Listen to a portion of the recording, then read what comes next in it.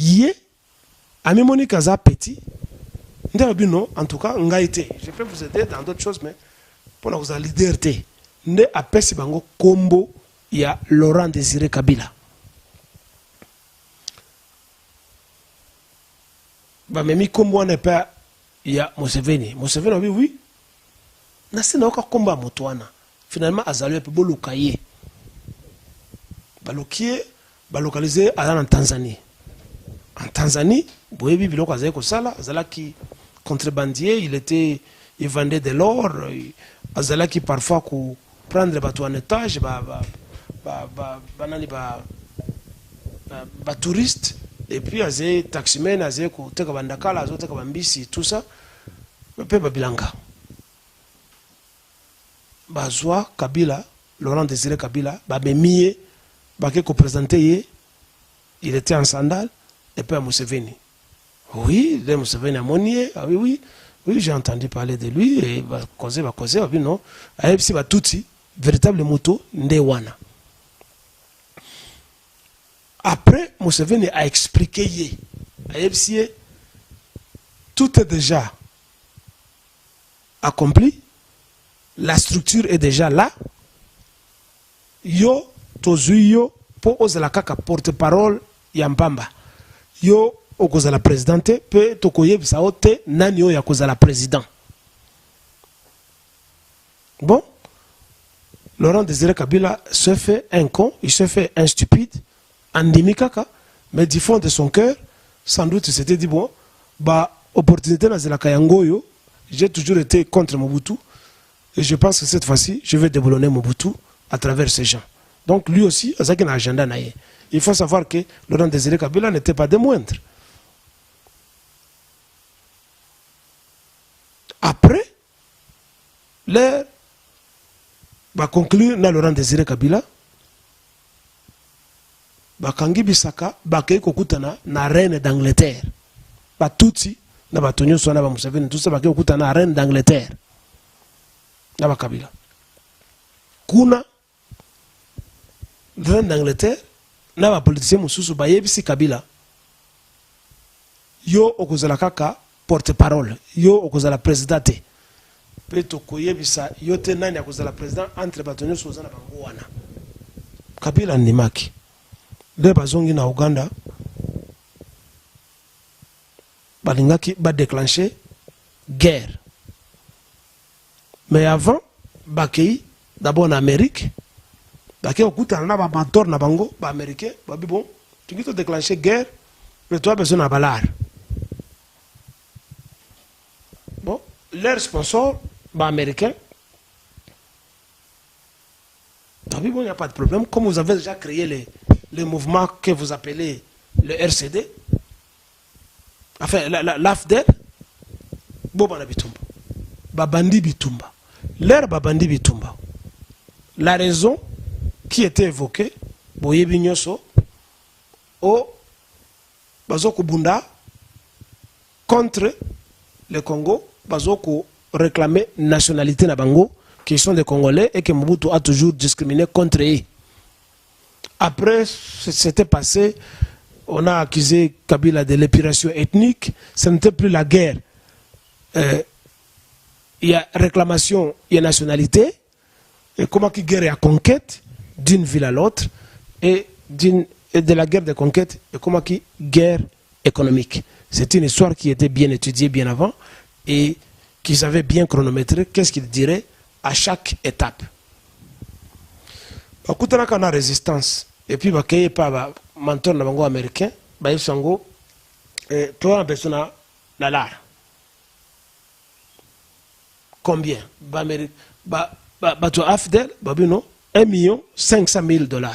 Ba pes bango là, bazui ville à Bukavu, bazui ville à Goma, bazui Kisangani, bazui Kindu, mais na Kindu, bakutana ki na grande résistance parce que un maïmaï patriote était là, il s'appelait Kabambe. Na évité ceux qui allaient en vie jusqu'à présent. Il leur a barré la route et ils ont échoué de prendre les Kindu. Mais il faut que l'air bakotaka, ba déposaka ba arsenal la bango ba arme mingi bibundeli mingi na Kindu na Kisangani na Goma mpe na Bukavu. Ils ont été repoussés. Mais l'air bakay côté à Kisangani. Va prendre ville, va prendre province.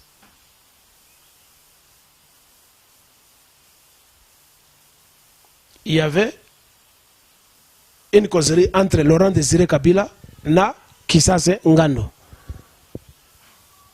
Kisase Ngando a yepsi Kabila, mais mon frère, depuis que Toyaki, na zomona ke esikane zoleka, ba ville zoko tomber, l'air va échouer côté à Kindu. Parce que ça qui promet, c'est pas les Américains, les sponsors na bango, ils sont capables en ayant 4 jours de prendre toutes les villes. Goma, Kindu, Kisangani, Kinshasa, Bukavu, bazongi lisusu et pas y a américains. Bakili suko senga mbongo parce qu'ils n'ont pas été capables de prendre tout le pays en peu de temps, comme ils avaient promis. Ba américains bino boza bato lukuta. Vous êtes venus ici nous dire que en 4 jours le pays va tomber et vous êtes capable, vous avez une armée très forte et vous pouvez prendre le pays. Comment ça veut dire que Bozongi sous Bouya Kosenga son bongo? Après que Bapese Bango $1 500 000, si quoi va c'est un bolingi bon, 6 millions de dollars américains. Les Américains, gauche droite, Bapese Mangwana, Bapese Bango Mangwana, Bakei. Bakei Babundi, Bitumba partout dans le Congo. Vous vous rappelez pendant un moment, avant de progresser, na côté à Kisangani, de ça, comme je voulais le dire avant, Ayepsi, Laurent Désiré Kabila, mais mon frère, j'ai vu que partout dans le cas, Batouazali contre Mobutu, les villes tombent, il n'y a pas de résistance. Nous pouvons continuer la conquête nous-mêmes en tant que Congolais, qu'on se débarrasse de ce Rwandais, de ce Tutsi, Bazong et Panabango, et puis nous saurons comment le remercier dès que nous prenons le pouvoir. Laurent Désiré Kabila a ça qui erreur, soit ça qui naïveté ou sciemment il croyait que Rwandais, Balingaki, a quelque trahir moninga nae, a yebisi Rwandais que tala motoyo, azo kolbake, to benga nabino bozong et pas nabino namboka nabino. Hein? Comment que toute la force est entre vos mains?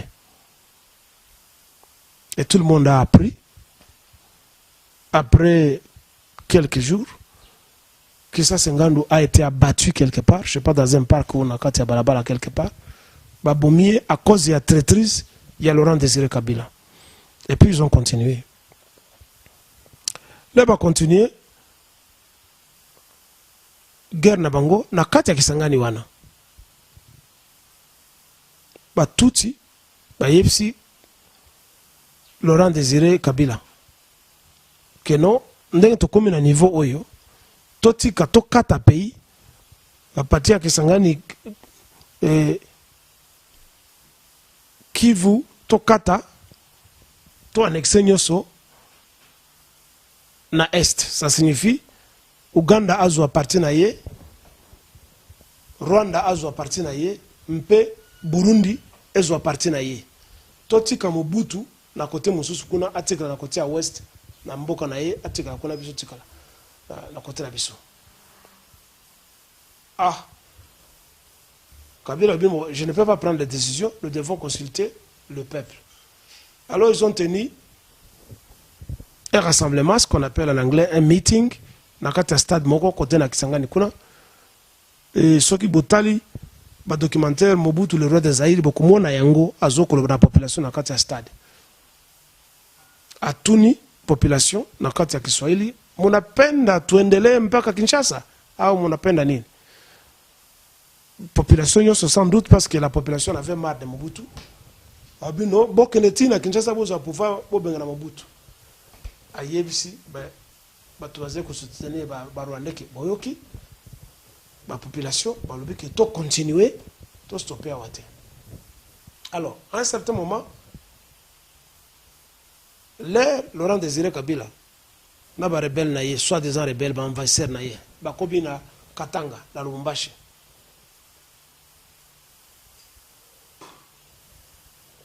Au cours ya bitumba wana Laurent Désiré Kabila a eu coup de téléphone d'un président européen francophone dont nous taisons le nom.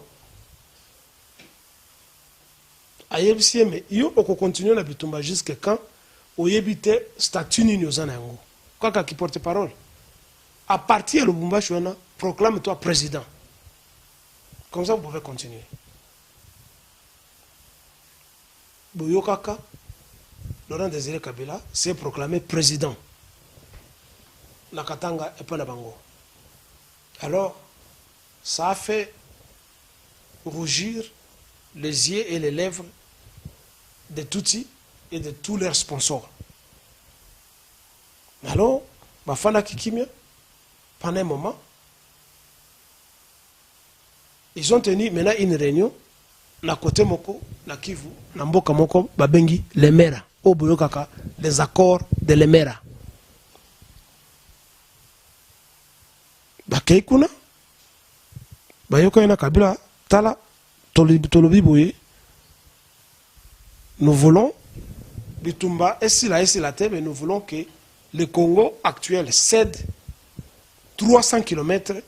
Il y a Est Nayango, na ba pays na biso. Donc Ouganda, Rwanda, na Burundi. 300 km, il faut tous yango. Signer, signawa. Alors, les Rwandais étaient restés à l'affût. Bata la Soki, Laurent Désiré Kabila, a kokaki ko obéir, ko respecter, ba accord wana. Et l'air à se proclamer à Keiti, la Kinshasa, il s'est proclamé dans les stades, président. Boyokaki, babituma mingi et continuaki côté à Poitou, côté partout. Il y a eu la guerre. Jusqu'à ce que James Kabarebe, dans Mamoussoussou, ils ont affrété un avion, vous vous rappelez, un cargo à partir à Goma, Bakiti côté à Kitona.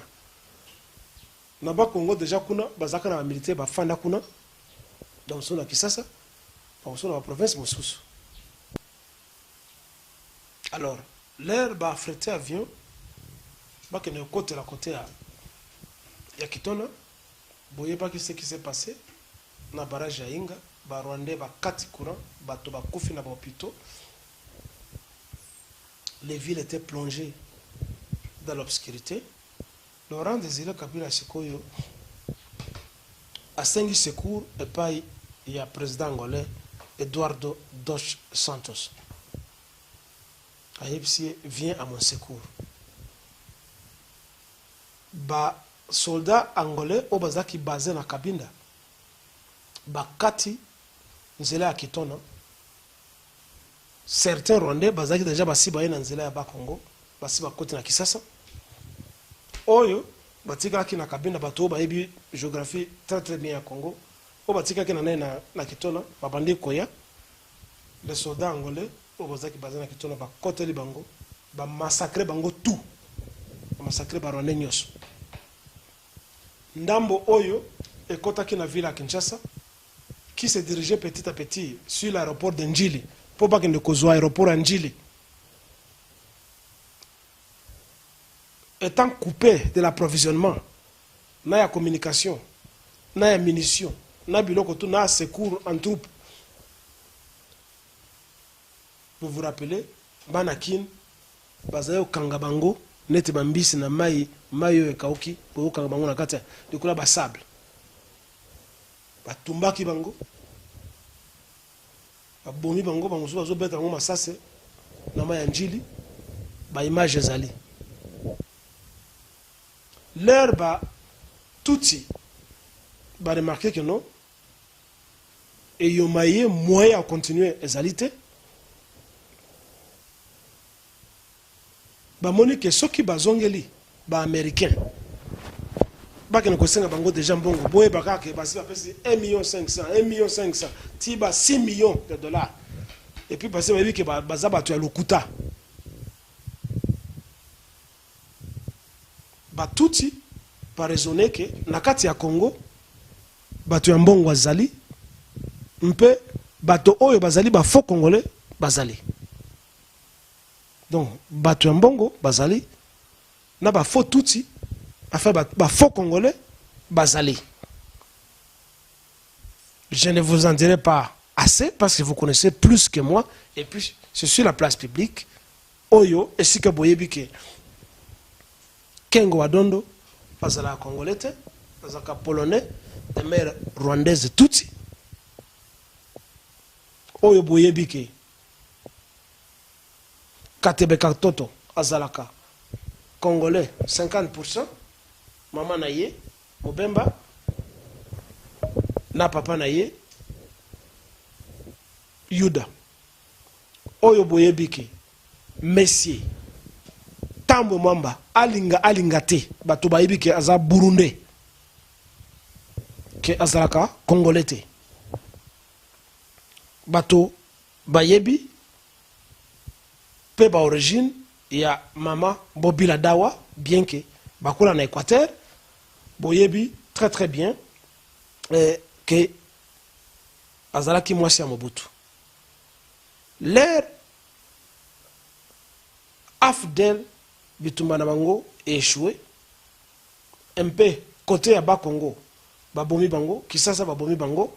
Il y avait eu une période d'accalmie bazongi balancer ce qu'on appelait appel des fonds local pour bamona que ceux qui bazongi ressources dans l'Amérique un peu côté mususu bakozwa l'arte. Les Tutsis ont alors contacté des Congolais qui ont été dans le système mobutiste et qui ont pu amasser de l'argent pendant tout ce temps durant les Mobutu. Ils ont été forts. Bah contacter alors bah Congolais oyo bazana lar. Ngoto ya liboso ko pesa mbongo pour ko soutenir nouvelle guerre bah créer nouveau parti politique, nouveau mouvement au lieu de l'AFDEL et comme Sikoyo RCD Goma. Vous voyez les ramifications. Kengo Wadondo Azaki Motaliboso a payé 50 millions de dollars américains. Moto Amibale Alexis Tambo Mwamba a payé 30 millions de dollars américains. Mama Bobila Dawa, mwasi ya Mobutu, a payé 24 millions de dollars américains pour le soutien et pour l'effort de la guerre. Raphaël Katebe Katoto a payé 150 millions de dollars américains pour l'effort de guerre. Bandeko, Batata, Bamama, Bandeko, Pebilenge. Sikoyo Boyoka, Esika, Moïse Katumbi, Aouta. Le pays est pris en otage par ces gens-là, qui se font passer pour des démocrates, qui se font passer pour des présidents, qui se font passer pour ceci et cela. Bayokani, to gérer pays à travers la mafia. Ce sont des mafiazos. Bayokani peut échanger signature. Kengo Wadondo, yo okozala, président du Sénat à vie. La loi est votée dans le Parlement, la chambre basse, la chambre haute, et les cas, yonde signature na zaya liboso pe asuka. Alexis Tambo Mwamba, yo okozala, ministre des ministres. Donc le super ministre, le tout puissant ministre, oh bah changer d'un poste à l'autre. Tantôt aux alliés défenseurs, tantôt aux alliés gardiens de but, tantôt aux alliés middlemen, tantôt aux alliés attaquants de pointe. Et puis bon, on a depuis, beaucoup de allés occuper.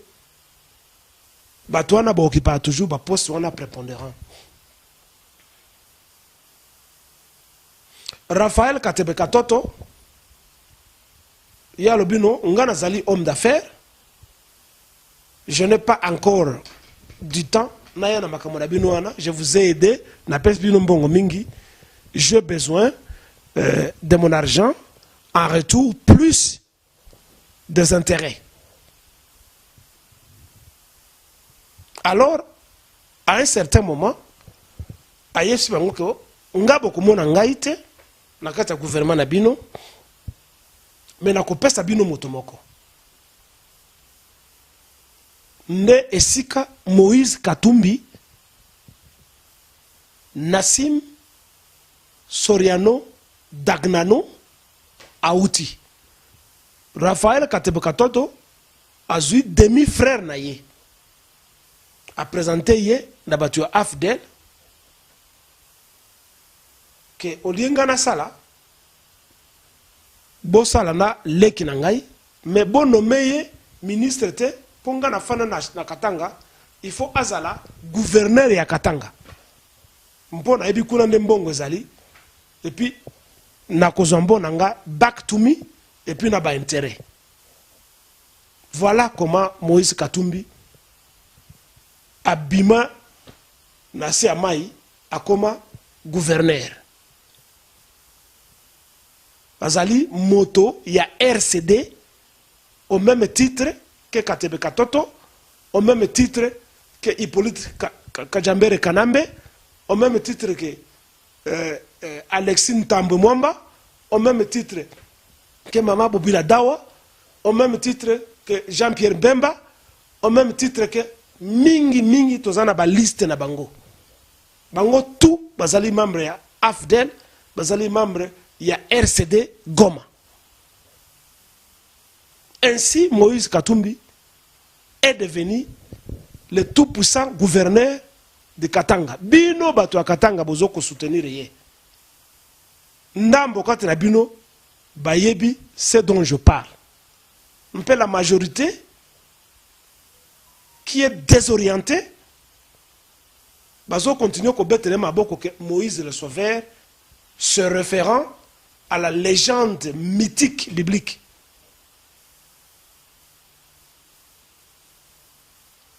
Bande Goba Congolais. Mama Bobila Dawa, alobi ngai na ko zala ministre te, batanga kutu na ngate na koya na ngai te, kasi na bota ngwana. Na tindeli bino mwana na ngai Mobutu Nzanga o Nzanga Mobutu ayaki pendant un certain moment bomonaki akomaka ministre soki agriculture soki a développement rural ministre chiffon azali kutu na besoin kozala ministre te ayaki ezaki na transfert ya joueur moko boye aye na équipe mosusu pour na ko booster équipe, mais il n'était pas venu travailler. Ayaki pour aluka mbongo ya mama na ye oyo apesaki comme effort de guerre na RCD Goma alias Afdel alias Nalu alias RCD Wamba Jawamba. Zali RCD moko za batu moko. Mpebo monaki, après une courte période, Mobutu Nzanga, l'air bazui mbongo na bango, plus ba intérêt, Nzanga Mobutu, azongi na ye, soki na Maroc et pas banoko na ye, soki na poto quelque part et si kazali. Les gens les rencontrent sans doute parce qu'on ne se cache pas sur terre. Même si on roule dans des voitures fumées, on n'y dort pas tous les jours. Il y a des moments où on veut voir le soleil, et quand vous voulez voir le soleil qui est un bien commun de tout le monde, va te voir. Et le soleil, ce sont les hommes. Donc, Batubaïbi est si kazali. À Lokoti Mbongo, il y a mère nae, mpe azongi nae, babio a démissionné, il a eu ce qu'il cherchait. Alors,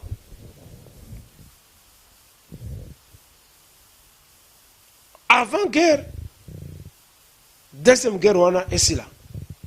L'air babomi Mais ça c'est Ngandu. On a tout fait pour distraire le président Laurent Désiré Kabila. L'air Bazongi et pas les Américains, que non, Azali dur. Ils se sont dit, moi, nous devons l'éliminer. Bandeko. Ntango Bitumba eye makasi.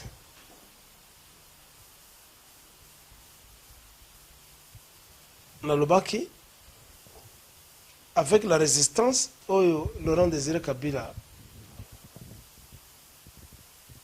Atiaki, Basali collecte des fonds locaux. On appelle ça fundraising en anglais. Et puis, na ebisibino, mamituya oyo, batumini wana, batiaki, pour soutenir effort de guerre. Mpe bomoni que parmi Batouana ata mokote azali congolais de souche congolais d'origine Kengo Mopaya Bobila Dawa ake na Maroc kuna soki na Sahraoui République Sahraoui sika ba espagnol ba colonisa peut-être ba parana na ba ota kuna Tambo Mwamba en tant qu'un autre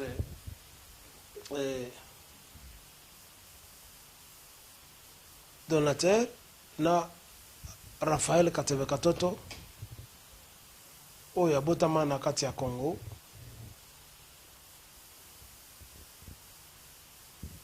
parent Muyuda, parent Mususu, mwana Congo. Alors, l'herbe a moniqué, Balingi ba échoué, Batouana va financer Bitumba, l'effort de guerre. L'air Bitumba est l'outil. Laurent Désiré Kabila a suivi le Soussou, appelle Moussoussou. Et outil, et pas il y a président, quand même président à Benga qui est président francophone, wana. Mais tu t'es proclamé président, mais quand ça a effort au contrôler armé, Namboka Nyoso. Kende na esika moko babengi Kabinda, talaka bakombo et Afrique zali moko presque. Kabinda à côté ya Bakongo, Kabinda mosusu zalaka na frontière ya Kindu na Kasai, province ya Kasai. Batunie, est-ce que yo oyebi que Miba, société diamantifère, et Timula Libulu et outi na frontière, il y a Kindu, na Kabinda, Kabinda côté à Kasai, Kindu côté à Kivu. Ezali à peu près na 100 km ou plus. Mpe li dosso yango e bimeli na kati ya ville Mbujimai. Kabila bino na ebite metika na mi renseigner. À se renseigner. Et puis oui réellement li dosso ezali. Président wana o a téléphoné kabi sala attention. Batuti bazana kati balingi ba bima bakende kozwa Kasai. Laurent Désiré Kabila bi Kasai ekotombete. Asombi bebundeli ba hélicoptère ba ceci cela ba vérifier un peu que oui les dosso ezali côté ya Kabinda. Mpe sorti nango ezali na centre ya Mbujimai. Boyo kabandiko. Yangwana tozana besoin de médias ou ezoko la kisabilo konyo swana. Pas de médias qui font l'angélisme des criminels. Ba médias netiba TV50, RTGA, Digital Congo, na RTNC. ce sont des médias qui font l'angélisme. Parce que présenter des attaquants, des envahisseurs comme étant des anges. Laurent Désiré Kabila a armé par hélicoptère, ceci, cela.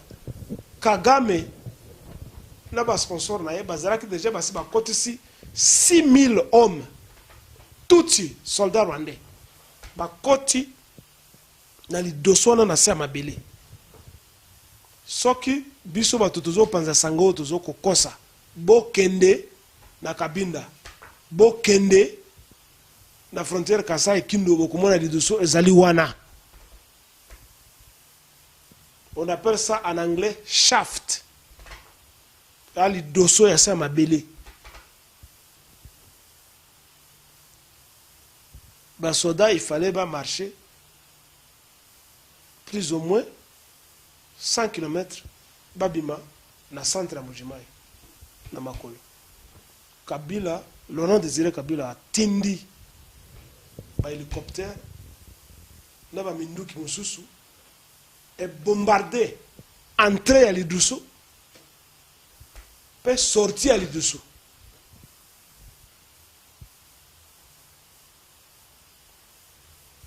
Ba soldats nyoso rwandais touti 6000 hommes, c'est toute une brigade. Bango tout bakufa nakati. Mpe soki tuzo ko kosa boke nakati bokuta mikuwa na bango. Les ossements se trouvent là-bas.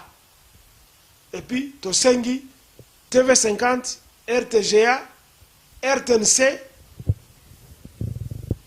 na ba media mususu ya pamba wana ya ba pasteur na banani ba kende kosala enquête ba kota na kati ba filmer yango ba mikuwa ezali. Peut-être d'ici là ningi na zoloba ba kolokota mikuwa wana parce que ce sont ceux qui sont au pouvoir ba okene koti yango pe na kati ya ba musée il y a ce qu'ils appellent génocide na Rwanda parce que ce qu'on continue na motalaka wana esika batia ba mikuwa wana ezana ba mikuwa na ya mbwa na ya bakoba na ya ba makaku na ya ba n'importe quoi batia kuna batutu wana bazaba tuti nde bakufa. Vous ne saurez pas distinguer aussi longtemps que vous ne faites pas le test de l'ADN. Matanga et Salamaka na Kigali. Kagame alingaki ami Boma. Alors ils ont décidé ba mema Kabila na kati ya ba dialogue pour ba distraire ye. Yango bomonaki bakei dialogue de Lusaka. Le protocole de Lusaka. Dialogue na Addis Abeba. Balingue bakena pendant un moment na Madagascar, île Maurice, tout ça. Jusqu'à ce que l'endroit butoir ezalaki Sun City. Awa na Afrika ya C. Pour pas distraire Laurent Désiré Kabila et chercher à le désarmer petit à petit. Au cours de votre dialogue,